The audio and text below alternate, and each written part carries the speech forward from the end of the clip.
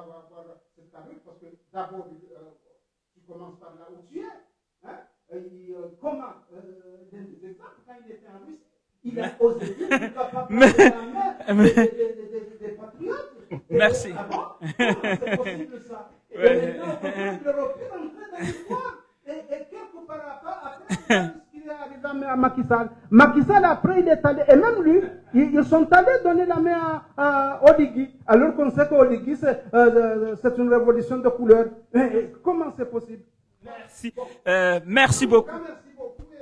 Aujourd'hui, il paraît qu'on ne peut pas faire la mission encore.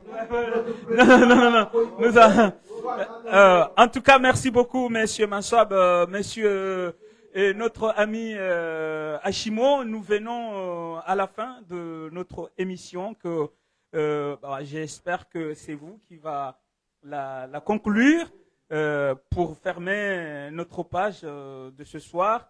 Déjà, nous tenons à vous remercier le temps que vous nous avez accordé et surtout le talent d'orateur que vous avez fait preuve. Nous avons, comme je le dis en résumé, nous avons parlé du choléra aux Comores, du Sénégal et Comores qui sont dans le même chemin, même si ils sont opposés, hein, parallèles mais opposés.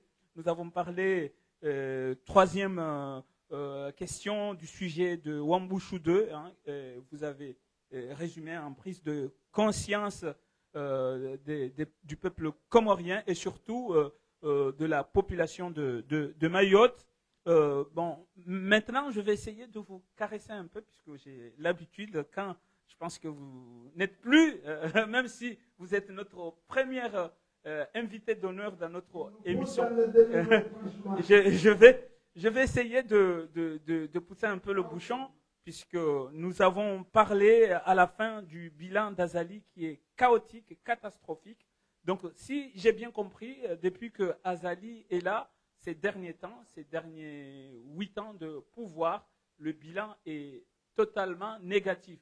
C'est bien beau de venir ici nous donner des leçons en tant que panafricanistes, mais nous voulons savoir maintenant, ou bien le peuple comorien qui est totalement perdu, on les a expliqués pendant notre émission. Maintenant, en tant que panafricaniste, en tant que quelqu'un d'averti, vers où le peuple comorien doit regarder, hein, pour conclure notre émission en quelques mots, puisque l'opposition parle d'Addis Abeba, hein, demande à la population comorienne de regarder vers Addis Abeba, alors que vous avez une autre, en tout cas, alternative. En tout cas, pour l'instant, les gens commencent peut-être à comprendre que la solution, de toutes les façons, n'est pas à Paris, la solution n'est pas à Addis Abeba, mais peut-être ailleurs. Donc, vers où, Monsieur Hashimo, votre peuple, le peuple comorien, la population comorienne qui est déjà au bout du bout, où elle doit regarder? Monsieur Hashimo, vous avez les derniers mots et nous allons fermer notre émission. En tout cas, merci beaucoup de votre... Alors, la réponse c'est Bamako, Ouagadougou et Niamey. Voilà, c'est tout. Donc, vers l'AES, c'est tout. C'est-à-dire que il n'y a plus d'autre voie que celle-là, c'est-à-dire c'est aller vers la souveraineté totale, la rupture avec le système néocolonialiste et colonialiste. C'est la seule solution, c'est-à-dire à l'heure actuelle, nous avons 3 pays et dont à la tête sont des militaires et qui sont suivis et appuyés par leur peuple. Je vous rappelle que les peuples du monde, de chaque État, les peuples sont les premiers souverains. D'accord ? Les présidents, ils sont élus par le peuple. Donc, ils sont au service du peuple. Donc, c'est lui qui a la souveraineté, la pleine souveraineté. En premier, c'est le peuple. Donc, le peuple burkinabé, le peuple malien et le peuple nigérian soutiennent leur président actuel. Hein. Et donc, c'est vers là que les Comoriens doivent orienter leur regard et pas Addis Abeba, parce que Addis Abeba, c'est une capitale, c'est la capitale de l'Éthiopie, dont le siège de l'Union africaine y figure, est installé depuis l'OUA en 1963. 63, oui, c'est ça, je crois.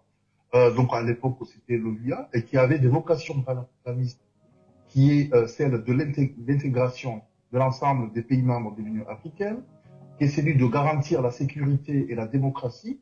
Mais toutes ces missions-là ont été balayées par justement une domination colonialiste, parce que l'Union africaine est financée par l'Union européenne, par des pays occidentaux, et est contrôlée de façon indirecte, et voire même parfois directe, par les occidentaux. Comment peut-on avoir une représentation du continent africain avec un financement exogène? C'est pas possible. Donc, c'est pas vers là que le Comorien devrait regarder. Et la preuve, encore une fois, l'opposition dit qu'au Comorien, il faut qu'il regarde ça débat. Ce qui veut dire que l'opposition, c'est pas une opposition éclairée. Parce que l'opposition ne regarde même pas ce qui se passe en Afrique de l'Ouest, au Sahel, en regardant les pays qui sont pleinement souverains et qui vont vers la souveraineté et pleine entière. Voilà. C'est pour vous dire que l'histoire est là, nous la lisons face à face. Nous, analystes panafricanistes, vous qui êtes journalistes éclairés, Soulour qui est aussi un mouvement éclairé, on voit très bien, quand on analyse la politique comorienne, que l'opposition, c'est une fausse opposition, et d'ailleurs qui ne conseille même pas sa population de regarder vers l'AES, mais plutôt de regarder vers une institution qui est sous domination occidentale, qui est l'Union africaine, et qui doit être reformée. Voilà, vous voyez. Donc les choses sont très claires. Donc c'est pas des choses que nous inventons, c'est l'histoire qui nous dicte, c'est l'histoire qui nous enseigne là maintenant. Donc voilà ce que je peux dire pour pas être long, parce qu'il est tard effectivement. Et merci le président Zirard d'avoir écouté cette émission, parce que je suis sûr qu'on sortirait là à 2h du matin si on devait enchaîner avec une version comorienne, et je serai disponible évidemment pour une date ultérieure pour continuer encore sur les mêmes thématiques en langue comorienne, bien évidemment. Merci beaucoup. Merci beaucoup.